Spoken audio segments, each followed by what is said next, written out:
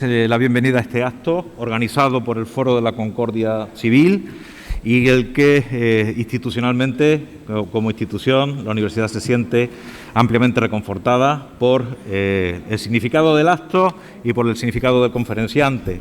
Y por tanto, bienvenido, señor Rajoy, a esta universidad y a esta casa, pero la bienvenida para ello y a esta casa concreta, a la Facultad de Derecho, le voy a dar la palabra al profesor José Luis Pérez Serrabona, decano de la Facultad de Derecho, para que, en nombre de la Facultad de Derecho y también de la Universidad, diga sus palabras. Muchas gracias, señor vicerrector, con su venia. La venia suya también, señor presidente. Muy buenas tardes a todos y bienvenidos a este acto que organiza el Foro de la Concordia Civil de Granada, al que se suma la Facultad de Derecho con todo gusto y con todo agradecimiento a sus responsables, fundamentalmente al profesor Torné Don Vidal, que nos regala estas tardes de reflexión, de pensamiento, de creación de pensamiento, que es lo que corresponde a un centro universitario. La tarde de hoy es particularmente significativa, la expectación lo dice todo. Recibimos a un ilustre político, don Mariano Rajoy Brey, que por supuesto ha sido presidente del Gobierno durante algunos años especialmente significativos para España, de los que vive también España en este momento, pero que no solamente ha sido un presidente del Gobierno, vicepresidente del Gobierno, ministro varias veces, líder de la oposición, lo cual ya simplemente oírlo enriquecería a la comunidad universitaria de la Facultad de Derecho, sino que hoy estoy seguro que estamos recibiendo a un estudiante de Derecho. Hace un momento en el despacho del decanato recordaba uno por uno a sus profesores, a sus maestros en el Derecho, en cada una de las ramas del Derecho, incluido su padre, que le ayudaba para preparar las oposiciones al cuerpo de registradores, que obtuvo muy brillantemente y muy pronto. Estamos recibiendo también a un jurista reconocido, un registrador de la propiedad. Estamos recibiendo, por supuesto, a un político, estamos recibiendo también al autor de una obra que se va a presentar esta tarde. Para la Facultad de Derecho es un enorme honor, es una extraordinaria satisfacción recibirlo entre las personalidades que visitan esta facultad en el salón más noble que tiene, que fue el Paraninfo de la Universidad de Granada. Y además es una extraordinaria satisfacción porque concita a la ciudad de Granada, concita al profesorado de la Facultad de Derecho y de la Universidad y especialmente a los estudiantes, esos estudiantes que se agolpan en la puerta y que nos han regañado por hacer este acto en un sitio reducido. Yo vivo en un colegio mayor vecino a este edificio en el que se formó el profesor Torné Don Vidal y el lema de ese colegio mayor es hacer hombres útiles a la cosa pública. En ese esfuerzo estamos en la Facultad de Derecho, en ese esfuerzo estamos en el Colegio Mayor, estamos en la universidad, hombres y mujeres útiles a la cosa pública, y esta tarde tenemos la suerte de contar con un referente en ese eslogan, una persona que ha dedicado su vida al servicio público, al servicio de los demás, no solamente en los cargos que ha ocupado, sino cuando ya no los ocupa, también visitándonos para enseñarnos, para formarnos y para hacer que tenga sentido la vida universitaria. Por eso le agradezco muy profundamente en nombre de la facultad su presencia y sepa que no es un acto más para nosotros, es un acto de especial significación para esta Facultad de Derecho y esas palabras que ha escrito usted en el libro de honor de esta facultad nos ilustrarán durante mucho tiempo. Muchas gracias y bienvenido a su casa, a la casa de un estudiante, a la casa de un jurista, a la casa de un político, a la casa de un escritor, a la casa de un servidor público. Muchas gracias, señor presidente.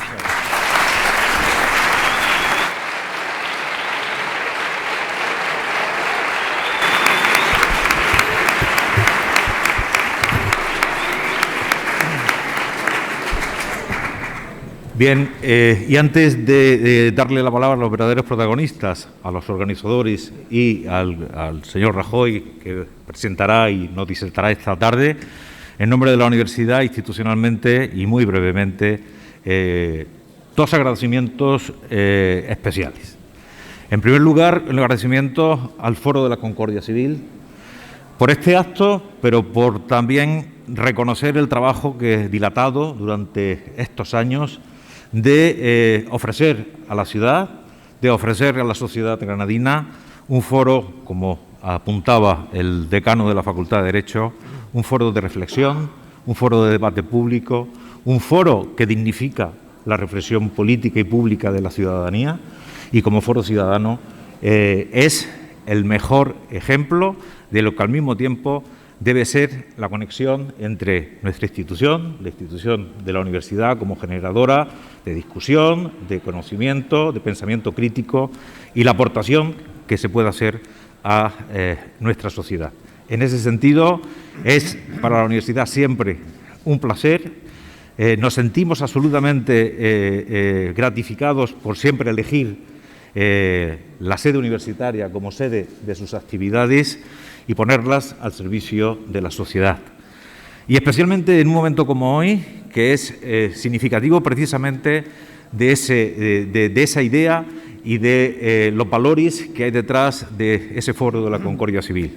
Hoy en el que los valores como la paz y la libertad, que están en los estatutos de nuestra universidad, pero están inscritos en lo que es los valores fundamentales de nuestro ordenamiento jurídico, es fundamentalmente importante, digo, en este foro de reflexión, tener la oportunidad al mismo tiempo de que nos ofrezcan la posibilidad de tener presente entre nosotros, como por encima de todo, a un servidor público, a un servidor que a lo largo del conjunto de responsabilidades que ha ido desempeñando en el Estado español, ha puesto siempre por delante ese compromiso con nuestro país, ese compromiso con nuestra sociedad y ese compromiso con nuestro presente. Son los protagonistas de este acto y, por tanto, señor Rajoy, muchísimas gracias por estar aquí, muchísimas gracias a todos por estar también aquí presentes en este acto.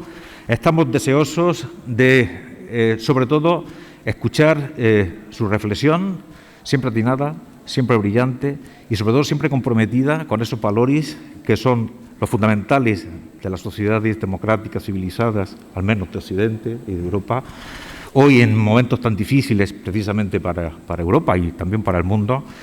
Y en el ámbito de nuestro país, seguro que este tiempo que ahora le ha regalado su paso posterior por la política para la reflexión será un gran regalo para nosotros en el debate público, escucharle su reflexión sobre el presente, pero sobre todo también sobre el futuro de nuestra sociedad y nuestra vida política en nuestro país. Muchísimas gracias, señor Rajoy, muchísimas gracias, señor Torné Tondubidau, presidente de la Junta Directiva del Foro de la Concordia Civil. Y muchísimas gracias.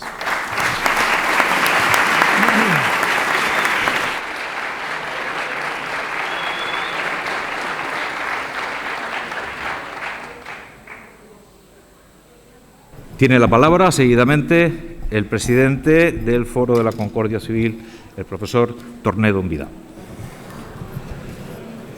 Señor vicerrector, señor decano, excelentísimo señor don Mariano Rajoy Brey, excelentísimas e ilustrísimas autoridades, señor vicepresidente del Foro para la Concordia Civil, miembros de su Junta Directiva y socios, señoras, señores, amigos todos.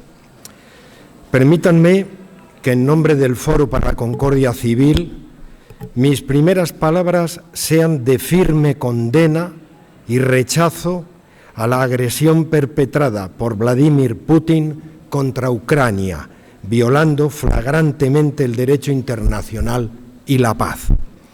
Están sentados entre el público dos personas a las que les tengo gran afecto, entre otras muchas.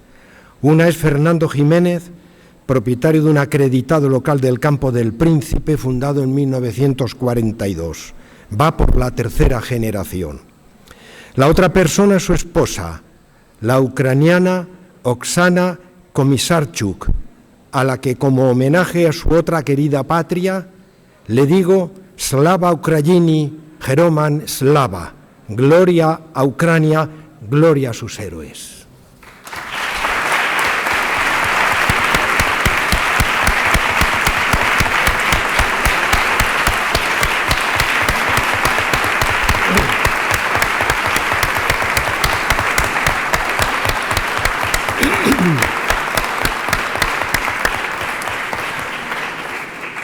En consecuencia y en solidaridad con el pueblo ucraniano, señoras y señores, les invito a guardar un minuto de silencio.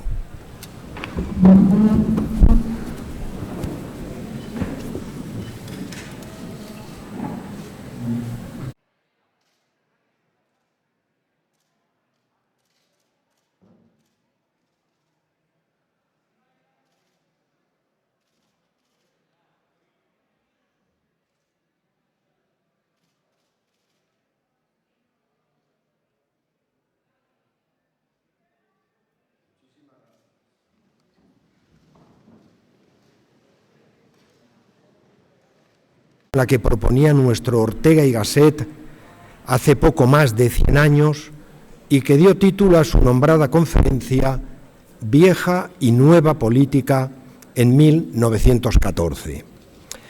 La nueva política de hoy no es tan nueva y engloba una clase política inédita caracterizada por lo general por su puerilidad, inmadurez e inexperiencia.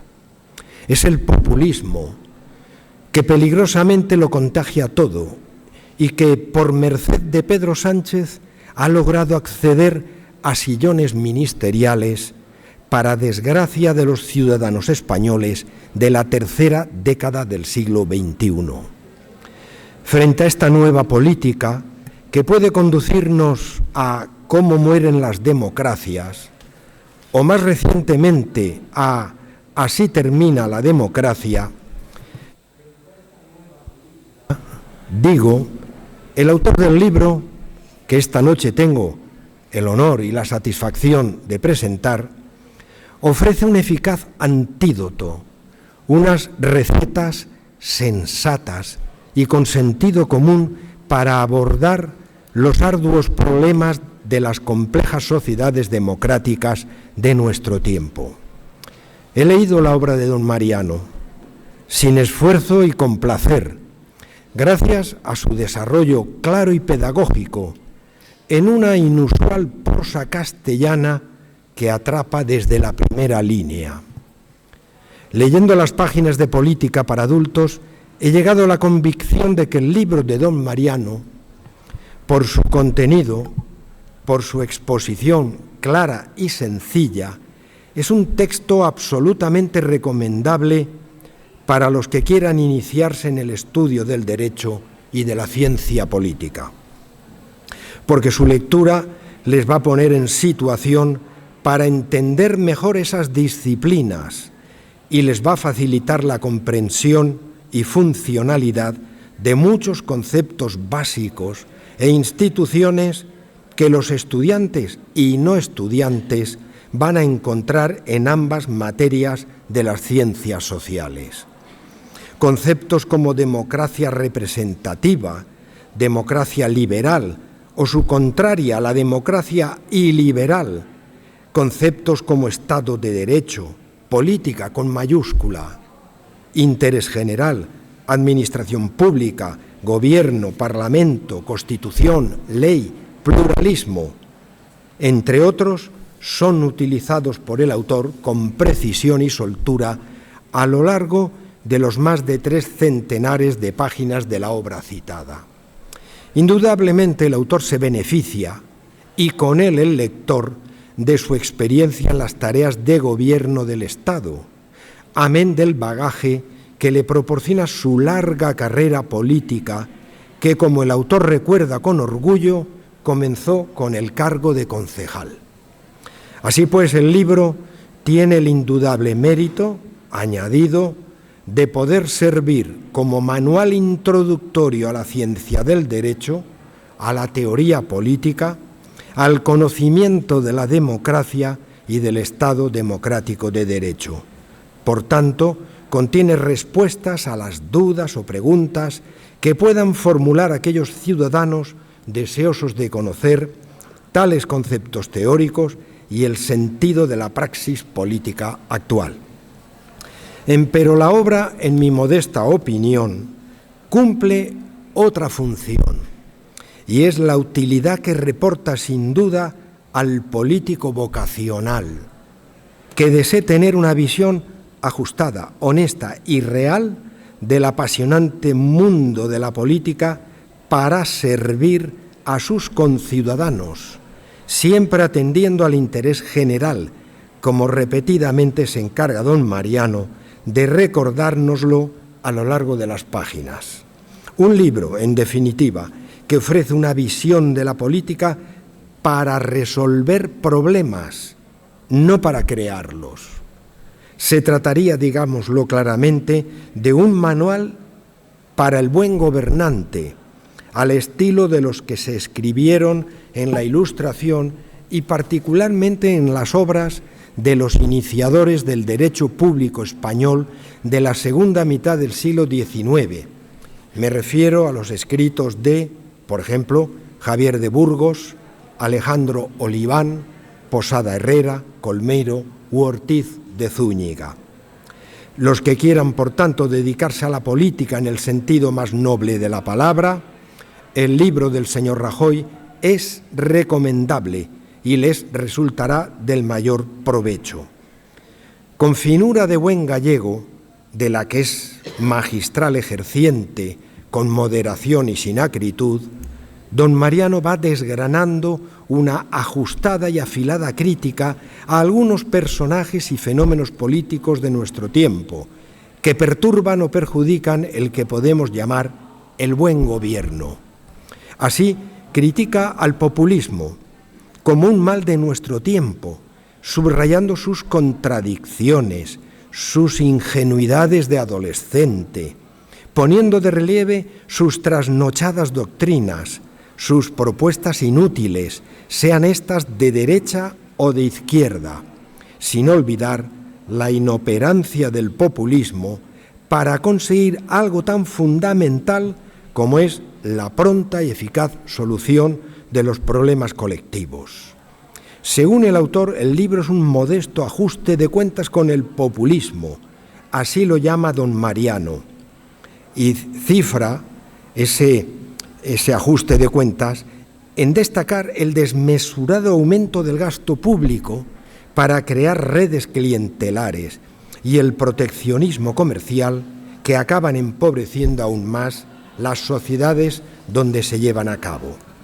A lo largo de las páginas de Política para Adultos se reconoce un hilo conductor que trata de ayudar a desempeñar con moderación y prudencia el difícil y complicado arte del buen gobierno, de un gobierno adulto, podríamos decir, gracias a una nutrida serie de reglas o consejos, a cual más acertado, como algunos que he seleccionado a continuación. Por ejemplo, algo tan sencillo, tan de sentido común y tan olvidado, que es pensar antes de decidir y no al revés.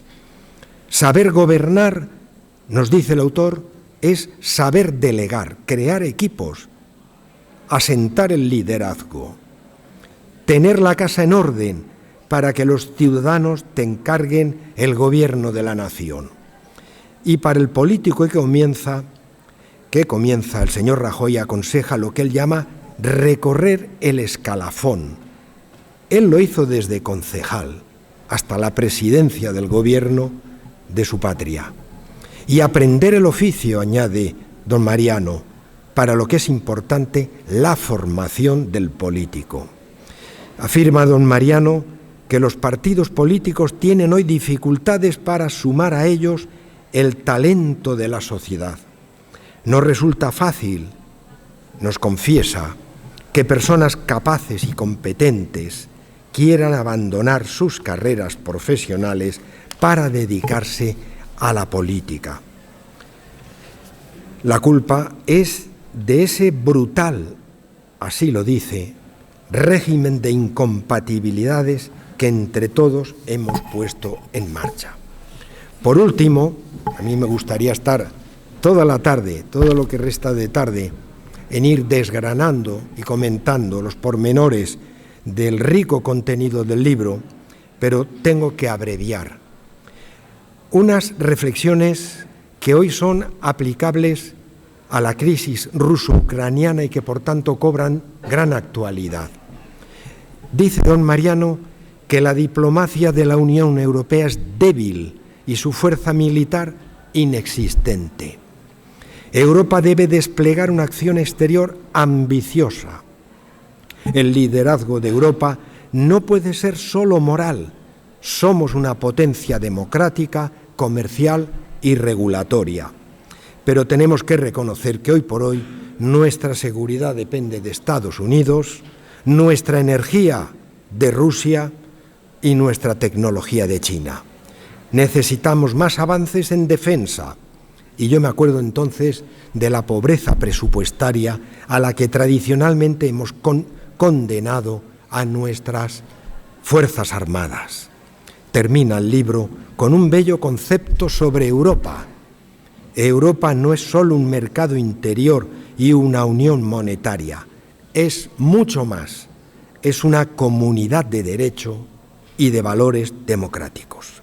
En definitiva, señoras y señores, y con esto voy a ir terminando, estamos ante un título que enriquece la bibliografía española sobre política y derecho, redactado con el estilo personal característico de su autor, un político experimentado, un político digno de las democracias centroeuropeas o nórdicas, más templadas en el debate político y cuyos ciudadanos cuidan y entienden mejor la democracia. Enhorabuena, señor Rajoy.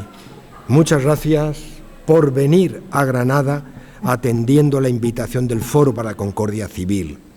Gracias también al presidente del Partido Popular de Granada, don Francisco Rodríguez Guerrero, y a don Gonzalo Mochón González Escalada. Ambos han confiado en el Foro para la Concordia Civil para la organización de este acto. Y a todos ustedes, señoras y señores, muchas gracias por acompañarnos esta noche.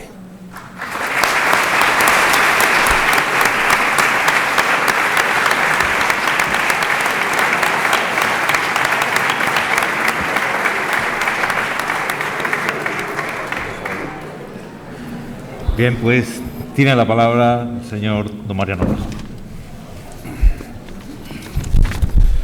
Señoras y señores, queridos amigos, muy buenas tardes a todos. Muchas gracias por estar aquí.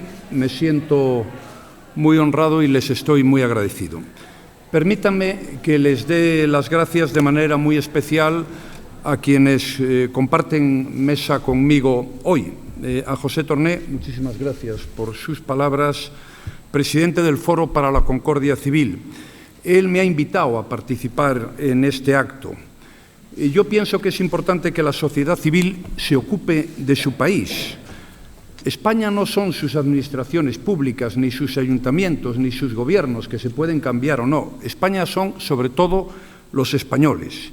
Y es muy importante que los españoles y las sociedades que conforman los españoles se ocupen y hagan todo cuanto esté en sus manos en beneficio de su país. Por eso es enormemente positivo que haya foros como este que usted tan dignamente preside. Muchas gracias por invitarme. Quiero dar las gracias también al decano de la Facultad de Derecho, José Luis Pérez Serrabona. Yo estudié Derecho, como él recordaba en su intervención, y aprendí que sin leyes no hay convivencia ordenada y sin reglas de juego no hay una sociedad donde se respeten los derechos de nadie. Y aprendí también que por encima de la ley no hay nada, porque la ley obliga a todos. Y la única alternativa a la ley es, con perdón, lo que sucedía en el antiguo oeste americano, la ley del más rápido. Yo soy de los que piensan que la calidad de una democracia va directamente unida al imperio de la ley. Y es curioso que en pleno siglo XXI, algunos, a los que luego me referiré, pues pongan en tela de juicio. De este asunto, insisto, hablo en mi libro y haré un breve apunte luego. Gracias también al vicerrector de Política Institucional, Pedro Mercado, por estar aquí. Yo estudié, también se dijo aquí, en Santiago de Compostela, donde nací. Allí lo que había era el apóstol Santiago y la universidad. Luego vino la Asunta. Pero bueno, allí sigue estando el Apóstol Santiago y la universidad y la Xunta los acompaña como buenamente puedo. La Universidad de Santiago fue fundada hace muchos años, en 1495, y desde entonces Santiago es una ciudad universitaria por excelencia. Un modelo como Granada, con casi 500 años de historia, fue fundada por Carlos I, campeona del programa Erasmus, de las mejores de España en investigación, con muchos más alumnos que Santiago y hasta con un centro ruso que podía ayudarnos e inspirarnos en momentos tan complejos y difíciles como este. Estas ciudades, Santiago y Granada, y otras muchas, también son España y también convienen que estén presentes en los grandes debates que sobre nuestro país se producen, porque también les afectan ya que forman parte del mismo. Muchísimas gracias por estar aquí, señor vicerrector. Y por último, les voy a pedir a todos ustedes que me den permiso para hacer una cosa que tengo que hacerla, porque así lo siento, que es dar las gracias también de manera muy especial a los militantes y cargos públicos del Partido Popular que nos acompañan hoy aquí. Me agrada mucho que estén en un día tan señalado y tan importante para mí como es el de hoy. Yo soy militante del Partido Popular desde hace más de 40 años, me he hinchado a perder elecciones, luego algunas ganamos también, pero en el Partido Popular hice toda mi carrera política. Al Partido Popular y a sus militantes les debo todo lo que fui, ni más ni menos, todo. Y en este libro se recogen muchísimas experiencias, anécdotas y reflexiones que, sin ser yo militante del Partido Popular, nunca podría haber transmitido a nadie, simplemente porque no las hubiera vivido. Así que estoy muy agradecido. Y aprovecho esa referencia que hago al Partido Popular para decirle a todos ustedes que a lo largo de esta intervención, pues yo voy a dar mi opinión sobre algunos asuntos que nos importan a todos como españoles. Claro, yo voy a dar una opinión que lógicamente es la mía, un político de derechas, de provincias, pero intentaré no molestar pues a buen seguro muchas personas como ustedes que no son de derechas, aunque supongo que la mayoría sí lo son de provincias, que es un título no menor en los tiempos en que vivimos. Bien, y después de todos estos asuntos, voy a comenzar esta intervención explicando el título del libro. Lo hago así para evitar malentendidos. Cuando yo hablo de política para adultos, no me refiero a la edad de nadie. Es decir, se puede ser joven y adulto, y yo conozco muchísimos. Y se puede ser mayor y chisgarabís, o infantil. Y además, si yo no hiciera esta afirmación, pues estaría tirando piedras contra mi propio tejado, porque yo empecé en política con 26 años, siendo diputado del primer Parlamento de Galicia, luego con 28 años fui presidente de Diputación y al menos intenté ser adulto. Seguro que cometí muchos errores, pero por lo menos intenté ser adulto. Por tanto, que nadie se engañe. Esta no es una historia de jóvenes y mayores. No, esto es otra cosa. Yo pienso que en los últimos tiempos, en la política, en la de aquí y en la de otros muchos países y en otros órdenes de la vida también, se ha producido un proceso de infantilización. Y el populismo, una de las cuestiones, quizá la más importante a la que me refiero en este libro, consiste en buena medida en tratar a la gente como a niños. Y conviene advertir de esta deriva y afirmar que los políticos deben actuar como adultos, pero no solo ellos, también los periodistas, los universitarios, los banqueros, los empresarios, los sindicatos y cualquier persona que se precie de serlo. Lo que define al adulto es la responsabilidad. Un adulto reflexiona, como recordaba el señor Torné en su intervención, antes de hablar o de decidir, y no al revés. Un adulto se somete a límites, los que pone la realidad, los que marcan las leyes y también los de nuestra propia contención. Y un adulto asume las consecuencias de sus actos. Esto es lo que se les enseña a los niños cuando se les educa. Pues se le dice, oye, antes de decidir, piensa. Se les enseña a conocer qué pueden hacer y qué no pueden hacer, qué está bien y qué no está bien. Se les enseña a comportarse y se les enseña a saber que sus actos tienen consecuencias. Pues bien, mi apuesta es una política para adultos y hecha por adultos. Creo en la importancia de la reflexión en política y en cualquier faceta de la vida. Creo también en la asunción de responsabilidad, porque es la consecuencia, debe serlo, de nuestros actos. Creo en la moderación, en el equilibrio y en la sensatez. Pienso que es lo más saludable para la política y para la vida misma. Esto es lo que yo llamo política hecha por adultos. Ahora les voy a explicar por qué he escrito yo este libro. Aparte de algunas razones personales, bueno, porque me entretiene o porque me divierte y porque me obliga, me exige. Esto es bastante pesado, pero creo que conviene exigirse en la vida, no vaya a ser que te exijan otros por ti. Pero sobre todo lo he escrito porque yo veo hoy en España algunas derivas que no son buenas ni para la convivencia ni para la gente. Y como he sido presidente del Gobierno, creo que tengo la obligación de decir, si lo pienso, por aquí no vamos bien. Y además también aprovecho, y es otra razón, para hacer algo de reivindicación personal, porque algunas de las peripecias que sufrí siendo presidente del Gobierno pues tenían su origen en el populismo de algunos que, como luego diré, contagió a otros muchos.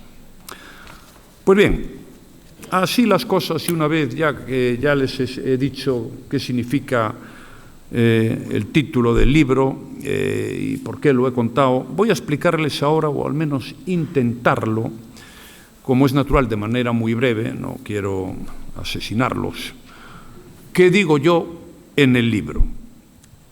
Hay 3 mensajes básicos, 3. Primero, hago una defensa de la democracia liberal. Como dijo Jean-François Revel, a quien cito en la introducción al capítulo 1, incluso escarnecida, la democracia se ha impuesto a todos como valor de referencia. Ese es el primer mensaje. Segundo lugar y segundo mensaje básico, afirmo que el populismo es uno de los mayores retos a los que nos enfrentamos las democracias liberales. Vargas Llosa, a quien también cito en la introducción al capítulo 2, señala que el populismo es el camino de la autodestrucción de la democracia. Y en tercer lugar, tercer mensaje básico, explico qué deben hacer las democracias, como la nuestra, en mi modesta opinión, claro está, para fortalecerse, hacerse mejores y perdurar en el tiempo con la aquiescencia de todos. Pues bien, estas 3 ideas básicas, sí a la democracia, repito, no al populismo. Y cómo mejorar nuestra democracia las desarrollo en 333 páginas y 8 capítulos precedidos de una introducción y seguidos de un epílogo. Les contaré ahora algo de ese desarrollo. ¿Quién aparece en el libro? Hay algunos personajes curiosos, algunos hechos objetivos, anécdotas que se convierten en categoría. En suma, haré unas breves pinceladas sobre lo que digo en esta política para adultos. La democracia liberal. El argumento más importante para defender la democracia liberal es que son los valores que la conforman, son valores superiores. El voto popular, el respeto a la pluralidad de la sociedad, las libertades, los derechos individuales de las personas, el sometimiento de todos a la ley, el Estado de Derecho, los tribunales independientes. Todos estos valores y otros hacen de la democracia la forma política de organizar la convivencia por excelencia. Y además, esa forma política, la que mejor organiza la convivencia, es la que ha generado más progreso económico y social a lo largo de la historia. Y no hay que dedicarle ni un minuto a esta idea. Comparen, por poner un ejemplo, los niveles de vida de las 2 Europas, las que existían antes de la caída del muro de Berlín. Comparen, y no tengo nada más que decir. Pues a pesar de eso, fíjense, aún hay comunistas. Bien es verdad que no se llaman así, se cambian el nombre. Y además adoptan formas de populistas. Precisamente el populismo, segundo mensaje que transmito hoy, vuelvo a repetirlo, merece una atención importante en mi libro. Son los capítulos 2, 3 y 4. Hay 8. En el capítulo 2 intento definir al populista. No es fácil, porque es gente singular esta.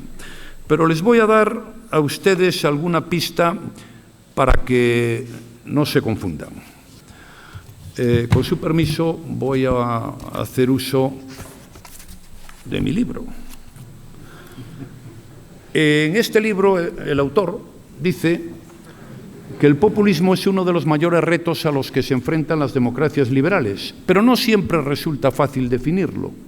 Puede considerarse como una forma de hacer política, una estrategia, una técnica de marketing o incluso como una mezcla de todo lo anterior. Se presenta con caras distintas según los países y momentos. Puede ser de extrema izquierda, de extrema derecha o de extremo nada. Puro andamiaje propagandístico al servicio de un líder mesiánico. Puede carecer de ideología y de doctrina mínimamente elaboradas y poner el énfasis en algunas cuestiones u otras según convenga a sus intereses coyunturales. Y sigue. La vestimenta populista es, pues, muy variada. Lo mismo puede ser un millonario de Nueva York, alguno hubo por ahí, que un comunista español fascinado por dictaduras tropicales, que un ultraderechista xenófobo centroeuropeo. Es gente diversa, con prioridades dispares, que predican soluciones habitualmente heterogéneas. No es tarea fácil aceptar con una definición que los abarque a todos, pero hay algunas características que son comunes a las distintas maneras que los populistas tienen de estar presente en la vida de los países. Les voy a decir con brevedad cuáles son estas características para que ustedes no se equivoquen. ¿Quién es un populista? Pues el que habla de la casta.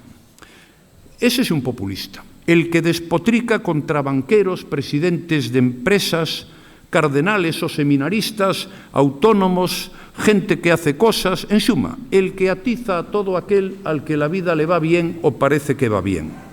También el que está siempre contra el gobierno, salvo que naturalmente él esté en el gobierno, en cuyo caso solamente le atiza a la mitad del gobierno que él no controla. Ese es un populista. También es un populista Adán, el de Adán y Eva. Adán es el que llega de nuevo a la política o a cualquier lugar del mundo en que vivimos y piensa que con él empieza todo. Lo anterior a su advenimiento al mundo de la política pues no vale o no existe. Aquí hemos tenido algunos ejemplos muy significativos, por cierto, jaleados muy irresponsablemente por algunos y financiados más irresponsablemente todavía por otros. Bueno, esos son los de la nueva política a que se refería el señor Torné en su intervención, aunque vean cómo están ahora y no saben lo que les espera. Aquí, pues, como hay muchos en todas partes, están los antieuropeos, están los del Brexit, luego hablaré del Brexit, están los anti-Organización Mundial de Comercio, y en España los más genuinos son los que nos iban a regenerar a todos los que nos habíamos dedicado a la política con nuestros aciertos y sin duda con nuestros errores, pero que evidentemente no estábamos a la altura intelectual ni moral de estos adanes. Son los que abominan de la transición española, porque esto es una tontería, como todo el mundo sabe, de la Constitución española, de la ley de amnistía, de la reconciliación entre españoles, por supuesto, de los partidos tradicionales. Ellos son, en suma, como Adán. Con ellos empieza todo. Y en esa línea conviene recordar otra característica del populismo, la tercera, la promesa de un futuro idílico. Eso es una gente estupenda. Cuando ellos manden, todos seremos muy felices, algo que no está mal, nadie quiere ser infeliz. Lo que hace el populismo es infantilizar a la opinión pública porque le promete eso, un mundo feliz. Lo malo es que ese mundo no existe. Es un cuento de hadas, engañoso, donde no hay ni responsabilidad ni contención. Algunos ejemplos para ilustrar esta afirmación, todos, créanme, sin ánimo de molestar. Los nacionalistas catalanes, ¿se acuerdan ustedes del Procés, el Procés? Decía, pondremos en marcha el Procés y vendrán miles de empresas a Cataluña. Pondremos en marcha el procés y Europa nos apoyará. Entraremos como nación independiente en la Unión Europea en un santiamén. Lo más importante, Madrid, concepto jurídico indeterminado, dejará de robarnos. El problema es que llega la dura realidad. Usted citaba antes a Ortega, hay una frase muy buena de Ortega: la realidad ignorada siempre prepara su venganza. ¿Y qué pasó? Que las empresas no vienen, se van, que Europa no nos apoya y encima nos dicen que hay que cumplir la ley, algo bastante razonable, por otra parte, y que Madrid pues lo que hace es pagar a los proveedores de las administraciones catalanas, pagó a las de toda España para evitar la quiebra de nuestro país, pero es que estos se llevaron la mitad, y poner en marcha el Fondo de Liquidez Autonómico, que era algo para las propias administraciones, porque este país en un determinado momento estaba en quiebra. Pues bien, esto es populismo, esto es el infantil, porque encima se lo creen, que trata a la gente como si fueran niños. Otro caso llamativo de populismo es el Brexit. El Reino Unido se iba a convertir en el paraíso terrenal al salir de la Unión Europea. Bueno, de momento está más cerca del infierno que del paraíso y desde luego está muy lejos del cielo, porque ya me gustará a mí saber cómo van a resolver el problema de Irlanda del Norte, cómo va a ir evolucionando su economía, qué van a hacer con la falta de mano de obra, etcétera, etcétera. Podría darles a ustedes otros muchos ejemplos, están en la mente de todos, pero hay uno al que no me puedo resistir, que es el de un partido político que transita, cambiando de nombre cada media hora, por la vida política de un país que es el nuestro. Prometió el oro y el moro, casi tanto como Ciudadanos, bien es verdad que no son lo mismo. Y la pregunta es, ¿qué aportó ese partido político, ahora que está en el gobierno, a la gobernabilidad de España? Porque hay algunos que creemos que lo que aportó fue ruptura de consensos, división, polarización, líos en el gobierno, problemas con la reforma laboral. Hemos hablado de Ucrania. Hay algo que realmente le sorprendió a mucha gente, que es que el señor Biden pues habló con una serie de líderes europeos, entre otros, bueno, pues con el británico, con el inglés y con tal, y con el rumano y con el polaco. Entonces, oiga, ¿y por qué no habló con el señor Sánchez? ¿Le tenía manía? No. El problema que tiene el señor Sánchez es que la mitad de su gobierno está con Putin y con Maduro. Entonces es muy difícil que el presidente de Estados Unidos y los que mandan en la OTAN pues hablen con un gobierno así. Hay un problema de desconfianza que no hay que ser muy listo para darse cuenta de por qué se produce. En fin, otra característica del populismo es que tienen el patrimonio de la moral, de la austeridad, de las buenas costumbres, de la honradez y de la decencia. Y por eso venían a regenerarnos a todos, que naturalmente debíamos significar lo contrario del moralismo, la austeridad, las buenas costumbres, la honradez y la decencia. Bueno, esto siempre fue un clásico de algunos, pero claro, luego viene Ortega y la dura realidad, y vemos lo que pasa, y no quiero ahondar en la herida, en Valencia, por ejemplo, en Valencia, con la vicepresidenta del gobierno valenciano, o en Galapagar, o los asesores. Va a ser cierto aquello, dime de qué presumes y te diré de qué careces. El libro también recoge algunos, o cita más bien, algunos personajes que son prototipo de populismo. El más importante era Perón.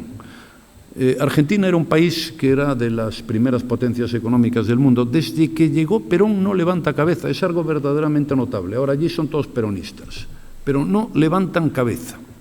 Está Chávez, Maduro, Ortega, el de Nicaragua, Varoufakis, Tsipras. Tsipras llevó al pueblo griego a hacer un referéndum contra la Unión Europea, lo ganó y en 24 horas tuvo que hacer exactamente lo contrario de lo que había pedido, de lo que había votado el pueblo griego. Salvini, otro, apareció y desapareció, dicen que está por ahí. López Obrador, conocido como el Mesías tropical, según Enrique Krause, un auténtico zascandil que se dedica a hablar por televisión 2 o 3 horas todos los días, en un país donde en lo que va de año simplemente han asesinado a 8 periodistas y parece que eso no es importante para el señor López Obrador. En el capítulo 2 va pues eso. En el capítulo 3 hablo de las causas y pretextos del populismo. No voy a entrar en detalles, voy a entrar en algún pequeño detalle del capítulo 4, porque tiene su interés. Es el contagio del populismo. Lo malo que tiene el populismo es que es contagioso. Eso es muy peligroso. Entonces, gente normal acaba despistándose. Si rectifican a tiempo, bueno, el problema es que si no rectifican, pues tenemos un problema todos. Entonces cuento de algunas historias de contagios, como Macron, que decidió, que es un personaje importante, decidió cargarse la Escuela Francesa de Administración Pública, de donde salían presidentes de la República, ministros, gente con formación, porque era muy elitista. Bueno, oiga, pues dele becas a todos los que no tienen dinero y que sea gratis para ellos si tienen capacidad, ganas y tal. También cito a uno que fue presidente del Partido Popular antes de Pablo Casado, al que no se le ocurrió otra genialidad que aceptar el sistema de primarias, porque estaba todo el mundo presionando y vamos con las primarias. Los paladines de las primarias fueron Rivera e Iglesias, que se fue de la política, este último, y nos hizo unas primarias dejándonos a la líder de Podemos y a la candidata a la presidencia del gobierno. Votó él, claro, las primarias.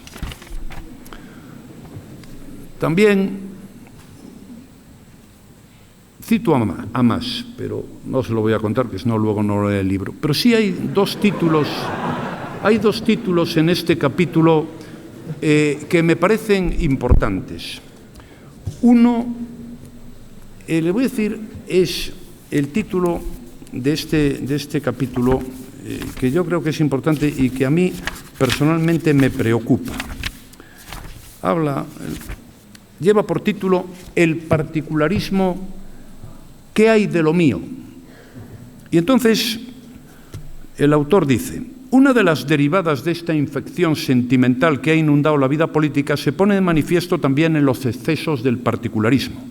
Nadie habla ya de grandes proyectos colectivos y la política parece haberse reducido a la suma de una serie de medidas sectoriales para contentar a distintos colectivos y distintos territorios. Cada cual defiende su terruño y sus intereses legítimamente y cada colectivo hace de su autoexpresión una fuente de derechos. Y más adelante dice: unos 200 años antes de que los ponentes constitucionales elaboraron nuestra Carta Magna, Burke lo había explicado con una brillantez que merece ser recordada todavía. El Parlamento no es un congreso de embajadores con intereses diferentes y encontrados, intereses que cada uno debe defender como agente y abogado frente a otros agentes y abogados, sino que el Parlamento es una asamblea deliberativa de una nación, con un interés, el de la totalidad, donde no pueden guiar ni fines locales ni prejuicios locales, sino el bien general resultante de la razón general del todo. Viene esto a cuento porque en el Parlamento Nacional hoy hay 17 partidos representados. 17. Y aprobar los presupuestos, créanme ustedes, que no es fácil. Y hacerlos bien es mucho más difícil todavía. Este es un tema muy importante, como sigan proliferando los partidos de amiguetes, porque van a dificultar y mucho la gobernación del país. Y hay en este capítulo del contagio del populismo otro título sobre el cual quiero llamar su atención. Se titula Los juicios paralelos, el honor de los inocentes. Dice el autor: de entre todos los ejemplos de contagio del populismo en nuestras sociedades, hay uno que merece especial consideración por su gravedad, y es aquel que persigue sustituir los tribunales de justicia por las portadas de los periódicos o las tertulias de radio y televisión. Me estoy refiriendo a los juicios paralelos, cada vez más frecuentes y perniciosos. Por supuesto, los sufren quienes los padecen y son puestos en la picota de la opinión pública sin posibilidad de defensa. Pero lo sufren también el conjunto de la sociedad, la justicia y los ciudadanos, porque este tipo de prácticas liquida un principio esencial de cualquier régimen democrático, como es la presunción de inocencia. Aquí les cuento algunos casos ciertamente llamativos. Algunos no son políticos. Recordarán ustedes el caso de aquella señora que se llamaba Dolores Vázquez, fue condenada por un crimen que no había cometido, el de la niña Rocío Baninkoff, y lo fue por el asfixiante clima mediático que se había generado en torno al suceso y que el jurado no pudo soportar. Pero también cito a un periodista, Arcadi Espada, que dedicó un libro, y hay que tener ganas, a analizar el tratamiento que un diario nacional dio a Francisco Camps por el escándalo de los supuestos trajes regalados. El señor Camps salió absuelto, pero ese diario nacional en 3 años le dedicó 120 portadas. Por eso le dedico un título: al honor de los inocentes. Resumo: sí a la democracia, no al populismo, y entro ahora en la última parte de mi intervención. ¿Qué hay que hacer, en mi opinión, para fortalecer la democracia? Que, insisto, es el mejor régimen de todos los que yo al menos conozco. Son los capítulos 5, 6, 7 y 8. Todos empiezan el futuro. El primero, el futuro. Instituciones más fuertes, Estado de Derecho más sólido. Yo creo que este es un objetivo que, si lo alcanzáramos, pues reforzaríamos nuestras democracias. En este capítulo, ¿qué hago? Todo opinable, claro. Defiendo la monarquía, defiendo al rey Juan Carlos, que no es lo mismo que defender la monarquía, defiendo la independencia de la justicia, defiendo la necesidad de evitar los retrasos, justicia demorada, justicia denegada. Para no poner un ejemplo español y que nadie proceda luego contra mí, cito al señor Balladur, candidato a la presidencia de la República Francesa hace 25 años. Hoy fue absuelto porque le acusaron de financiar su campaña con dinero de alguien. Hoy, 25 años después, fue absuelto. Tenía 93. Declaraciones a los medios de comunicación que le preguntaron: ¿qué opina usted? Estoy muy contento de que se me haya declarado inocente después de 25 años soportando injurias y calumnias. Aquí pido también la supresión de la acusación popular. La acusación popular consiste en que, en defensa de un interés general que es el de todos, alguna gente, asociaciones, sociedades, comparecen allí para acusar a una persona. Normalmente lo que hacen es chantajearle o hacer política. El caso más claro era el de Manos Limpias y Ausban, que comparecían para dar lecciones de moral en todo cuanto juicio había y luego por detrás pedían lo que los tribunales ya han dicho que pedían, que es, en fin, una pequeña ayuda, y así retiraban la querella contra la persona de que se tratara. Debería suprimirse la acusación popular.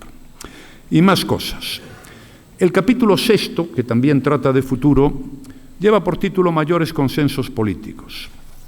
Comienza con una cita de Bertrand Russell. Esto es buena esta, porque es que un verdadero liberal, dice, se distingue no tanto por lo que defiende, sino por el talante con el que lo defiende, la tolerancia antidogmática, la búsqueda del consenso y el diálogo como esencia democrática. Hay gente que es que le quiere imponer a los demás su ideología, sea esta la que sea, tortazo, sea de una u otra ideología. Yo esto le doy mucha importancia. Hablo aquí de las primarias, de los partidos, de la vieja y de la nueva política, apuesto por la buena. Hablo de los consensos necesarios y pondero lo que fue en España la Constitución, la transición, el ingreso, las grandes decisiones, el ingreso en las comunidades europeas, el ingreso en la moneda única, etcétera, etcétera. Y llamo la atención sobre una cuestión que a mí políticamente me parece muy relevante. Me parece muy relevante. Yo creo que lo peor que le ha ocurrido a España en los últimos años es el gobierno Frankenstein. No lo digo con ánimo de criticar a nadie, porque tampoco estoy yo para criticar a nadie, y además no le importa lo que yo diga. Pero en España, las grandes decisiones desde el año 1978, antes las mencioné, se tomaron por consenso, y eso fue bueno para España. La Constitución no fue bueno que fuera por consenso. La transición no fue bueno. Los pactos de la Moncloa, el ingreso en la Comunidad Económica Europea, el euro, La política exterior, en general, la llevamos siempre por consenso. La política de defensa, pues también, con algunos matices. Renovábamos las instituciones. Yo, cuando era presidente del Gobierno, teníamos mayoría absoluta, en 15 minutos acordé con Pérez Rubalcaba la renovación de las instituciones. Pactamos la aplicación del artículo 155 con el PSOE. Yo comprendo que esto a lo mejor a alguna gente no le gusta, pero es que yo creo que la defensa de España no la puede hacer en solitario un partido por mucha mayoría que tenga. Y claro, cuando pactas, te obligan a ceder en tus planteamientos, porque si no nadie quiere pactar contigo. Si hay 10 encima de la mesa y tú quieres los 10, ¿quién va a pactar contigo? Pues nadie. Es mucho más rentable oponerse, ¿no? Bueno, pues aquí se está produciendo una situación, fíjense ustedes, cómo en la lucha contra la pandemia no hemos sido capaces de ponernos de acuerdo. ¿Pero qué ideología tiene la pandemia? En el reparto de los fondos europeos. Si es que en el Parlamento francés y en el Parlamento italiano, con un primer ministro que no tiene detrás ni un partido, no tiene ni un diputado, ni siquiera es diputado, se puso de acuerdo con todas las fuerzas políticas. Pues este es el problema, que cuando tienes según qué suerte de socios es muy difícil llegar a un acuerdo, y entonces te sitúan en el debate político algunas cosas que no deben estar, al menos en mi opinión, como la memoria histórica, como Francisco Franco, como el cuestionamiento de la ley de amnistía, la revisión del pasado, como los conflictos con la Iglesia. Oiga, ¿por qué no se ocupan ustedes, coño, de los temas que realmente le interesan a la gente? El gobierno Frankenstein divide, polariza y dificulta los grandes consensos nacionales. Y yo espero que esto no tengamos en España muchas más experiencias de esto. Luego hay un capítulo 7 también sobre el futuro, que es de la economía. No quiero aburrirles en exceso. Lo que digo es que la economía es capital. Y realmente es lo que le preocupa de verdad a la gente. Pues ¿qué le preocupa? Claro, que a sus hijos les vaya bien, que estudien, que sean más listos que ellos. Oye, le preocupa tener un trabajo, que le suban el sueldo si es posible, irse de vacaciones, si se puede ir 3 veces al año, mejor que irse una sola, ¿no? Bueno, yo sobre este asunto solo quiero decir una cosa en este momento. 2. En el año 2007 y 2008 se decía que no había crisis, que todo iba bien, luego venían los brotes verdes. Estuvimos a punto de quebrar.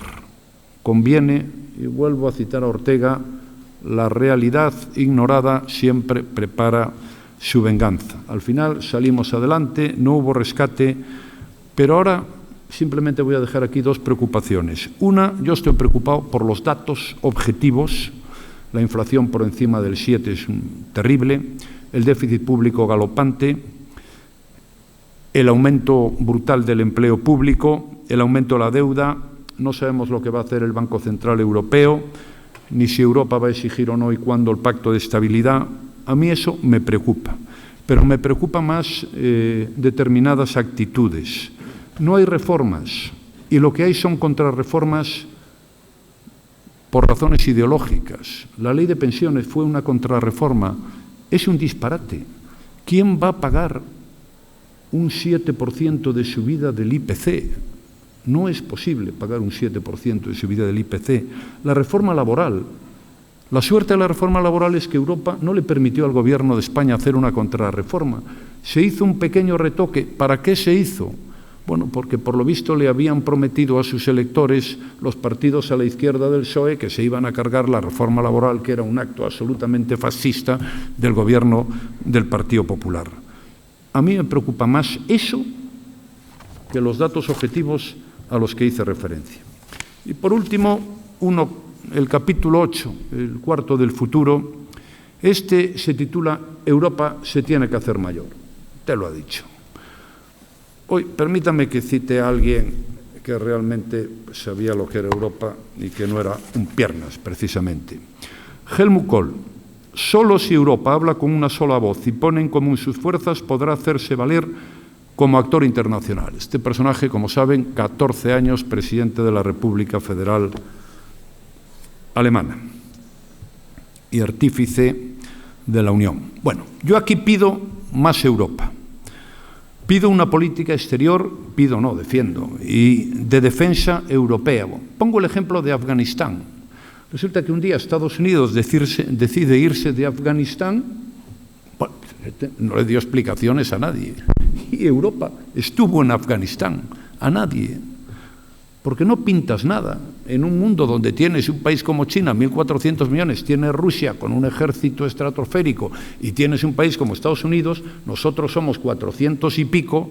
Hombre, si vamos unidos, pues nuestros criterios se escucharán con mucha más atención si va cada uno por su lado. Ahora en el tema de Ucrania no se están haciendo las cosas tan mal, pero claro, esto que llegue Hungría y que diga no, pues las armas que le van a mandar el resto de los países europeos no pasan por Hungría porque lo digo yo, ya, pero ¿quién es usted? Usted es un país y tendrá que escuchar a los demás, ¿no? Este tema es capital, más Europa. También en materia económica. Europa no es solo un mercado.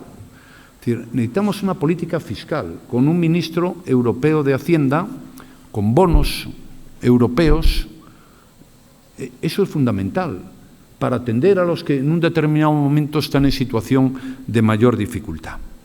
Apuesto también por una política de inmigración conjunta e igual en todos los europeos. Es un disparate que cada uno tenga una norma diferente. Y luego, como decía el señor Torné en su intervención, por defender los valores europeos. Creo que con Polonia y con Hungría se ha sido demasiado condescendiente, pero Europa no es solo una unión económica, son y representamos y asumimos y queremos los valores superiores de la democracia. Y permítanme ya que termine con dos comentarios finales. Uno es que tenía que contárselos a todos ustedes y el otro es el epílogo y no se puede leer un libro y olvidarse del epílogo. Entonces, lo que tenía que contarle a todos ustedes es que esto ya no es infantilismo, esto es, con perdón, tontería.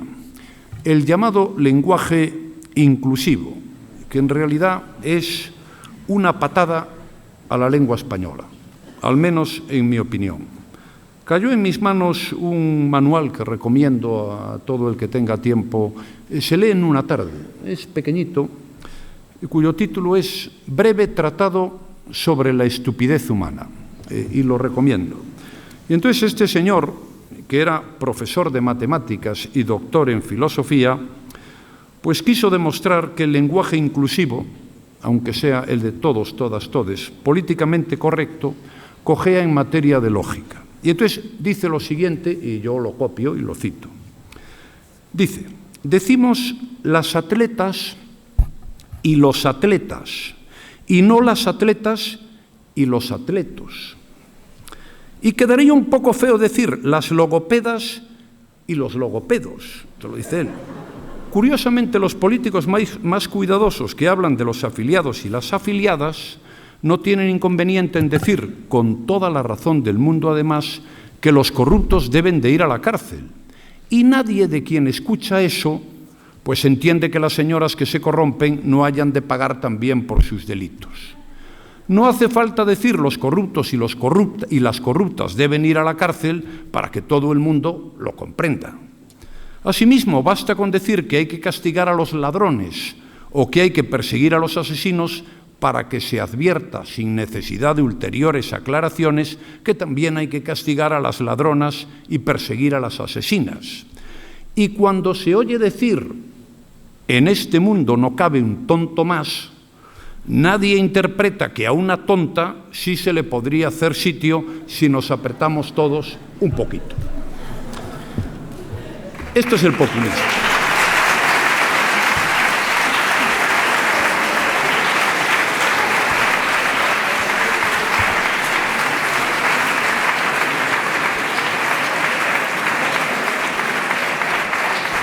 Señoras y señores, y ya termino. A pesar de todo lo que les he contado, yo soy optimista. Primero porque España es un país que ha demostrado a lo largo de su historia que ante las dificultades se crece y ha sabido salir adelante. Es verdad que ha habido veces que ha costado mucho y han quedado unas cuantas secuelas. Pero, en fin, en general somos capaces de salir adelante. Segundo, porque me da en la nariz a la vista de algunas cosas que el autor dice en el libro. En 2014, Pablo Iglesias afirmaba que el régimen del 78, con su rey, sus pactos de la Moncloa, sus bases de la OTAN, su Constitución y su innegable consenso entre buena parte de la población española, está hoy en crisis. Eso lo dijo en 2014. Pues bueno, hoy Iglesias ha abandonado la política activa, pero seguimos teniendo rey. La Constitución pues, sigue en vigor, las bases en las que se encuentran los soldados estadounidenses no han cambiado de emplazamiento y, bueno, lo único, esto del consenso, como les decía antes, es muy difícil, pero lo arreglaremos pronto. Y sobre todo hay que ser optimista porque, como decía Churchill, al que se cita en el epílogo, soy optimista. No parece de mucha utilidad ser cualquier otra cosa. Muchas gracias.